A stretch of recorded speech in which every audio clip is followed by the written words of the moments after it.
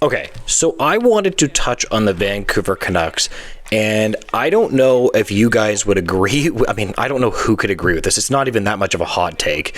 But when it comes to the Vancouver Canucks, it has, and I mean this literally, just been pure drama all season. It's almost like they're trying to do this. Like all of the general managers, the coaches, and the team and the players got together and said, you know what? How can we make this the most roller coaster season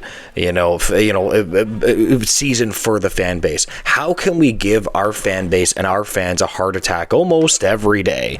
And that is what the Vancouver Canucks have been like this season. Now, to start off this video, I wanted to touch on the fact that, listen, I like many other hockey commentators and fans, have said that the Vancouver Canucks were probably going to make the playoffs this season.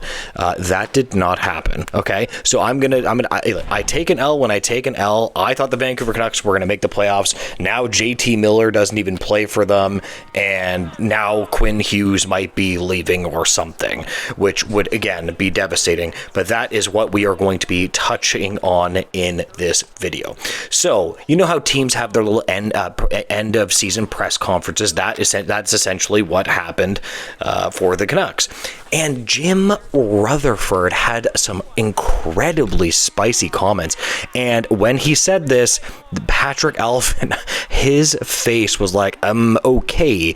So essentially, he was talking about Jim Rutherford, that listen, it's not completely in our hands if we can keep, Quinn Hughes, right? Like, we don't actually know for sure if we can keep him, which is by itself alarming. And essentially, he alluded to the fact that he could bring Hughes's brothers here, possibly to, entice him to stay, which obviously if his brothers played in Vancouver, that would absolutely entice him to stay, obviously. Like, who the heck wouldn't want to play with family? You know what I mean? If you were really close with your brothers, it would feel familiar. And honestly, I can understand from a hockey player's perspective. Can you imagine if you're from Canada or I'm from Toronto and maybe you're from, I don't know where the hell you guys are from, Vancouver or whatever, where you have to move to the other side of the country, that would suck without any family connections. I think that people really underrate how that can affect players, right? Now, for me, in my opinion, I think if the Canucks president is saying this, the management really doesn't feel good about actually keeping Hughes. That's what I'm getting. And again, I'm going to say the same thing about Mitch Marner and the Toronto Maple Leafs. Like, I'm right now, I don't think that he's going to stay with the Leafs, and I'm a Leaf fan. I think Mitch Marner's gone after this season. So I think that we are going to see some really interesting coming up years for the Vancouver Canucks and the Toronto Maple Leafs, for that matter. Now, obviously, the whole thing about this is that the NHL has very strict tampering rules. Now, drop your opinion below on the tampering rules, right? I want to hear your opinions on this. Do you think it's going too far that the NHL even has rules like this? Is it really that big of a deal? Do teams even actually follow this stuff? How many times in July 1st do we see, all of a sudden all these players just sign their contract immediately? It's not exactly the same thing, but technically, remember, that's not allowed, right? And all of a sudden, all these players have their contracts done. So is it really that big of a deal? Now, to clarify, we did get more information from the National Hockey League that the NHL is not going to be pursuing tampering charges against Rutherford, which is fine. Now, I wonder what fans would think of the teams that those players play for, right? How do New Jersey fans feel about that? I'm not too sure. Now, I will say one more thing. If you are a New Jersey fan, that is really, really quite interesting, right? Because you got two of them playing for you, and maybe you could get a third, if you understand what I mean. So, again, that would be terrible for Vancouver Canucks fans. I would feel for them, but that would make the New Jersey Devils really hella good. Luke Hughes, Jack Hughes, Quinn Hughes.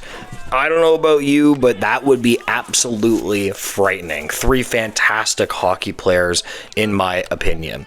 Now, I will say one thing to Vancouver Canucks fans. That doesn't really mean that this is going to happen, right? Like, I think he likes it in Vancouver, right? He's the captain of the hockey club.